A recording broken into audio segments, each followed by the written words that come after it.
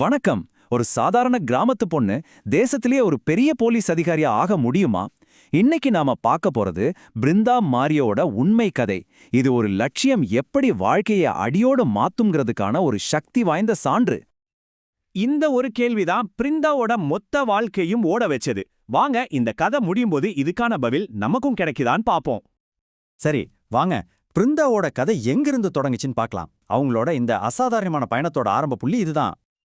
பிருந்தாவோட பயணம் ஒரு சின்ன கிராமத்துல ஒரு ரொம்ப சாதாரண குடும்பத்துல தான் தொடங்குச்சு. ஆனா சின்ன வயசுல இருந்தே அவங்க கிட்ட ரெண்டு உலகம் இருந்துச்சு. ஒன்னு புத்தகத்துக்குள்ள, இன்னொன்னு விளையாட்டு மைதானத்துல.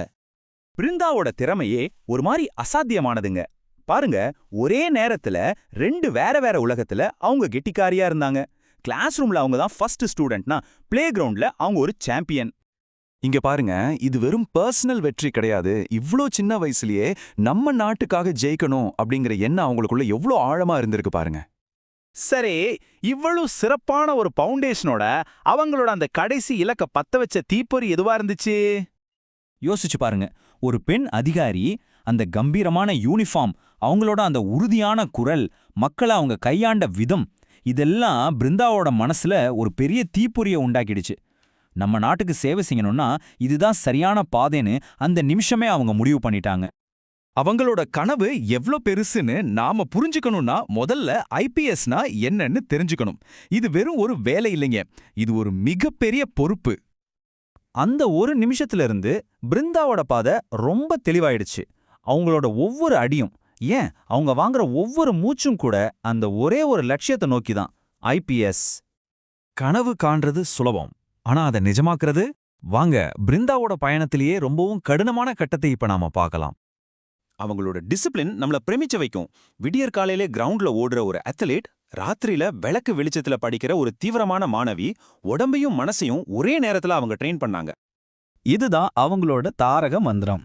மனசு தளரும் போதெல்லாம் இந்த வார்த்தைகள் தான் அவங்களுக்குள்ள இருக்கிற சக்தியை திரும்பவும் ஞாபகப்படுத்தும். யூபிஎஸ்சி தேர்வுங்கிறது ஏற முடியாத ஒரு மலை மாதிரி. ஆனா பிருந்தா ஒரு ஸ்போர்ட்ஸ் பர்சன் மாதிரியே இதை அப்ரோச் பண்ணாங்க. மொதல் ஸ்டேஜில் அவங்களோட பேசிக் நாலேஜை யூஸ் பண்ணாங்க. மெயின்ஸில் த்ரோபால் விளையாட்டில் கற்றுக்கிட்ட அந்த விடாமுயற்சியும் பிளானிங்கும் அவங்களுக்கு கை கொடுத்துச்சு. கடைசியாக இன்டர்வியூவில் அவங்களோட தெளிவான பேச்சால பேனலை அசத்திட்டாங்க. சரி, ரொம்ப முக்கியமான கேள்வி. இவ்ளோ கடின உழைப்புக்கு பிறகு அவங்க நினைச்சதா அடைஞ்சாங்களா? ஆமாம், லட்சக்கணக்கான பேர் எழுதுற அந்த எக்ஸாம அவங்களோட முதல் முயற்சியிலேயே ஜெயிச்சு ஐபிஎஸ் அதிகாரியானாங்க பிருந்தா. இது அவங்களுக்கு மட்டும் கிடைச்ச வெற்றி இல்ல, இது அந்த ஊருக்கே கிடைச்ச வெற்றி. தங்களோட ஊரு பொண்ணு இவ்ளோ பெரிய உயரத்துக்கு போனத அந்த மக்கள் அவங்க வீட்டு விசேஷ மாதிரி கொண்டாடினாங்க. ஹைதராபாத்ல நேஷனல் போலீஸ் அகாடமியில அவங்களோட ட்ரெயினிங் இருந்துச்சு.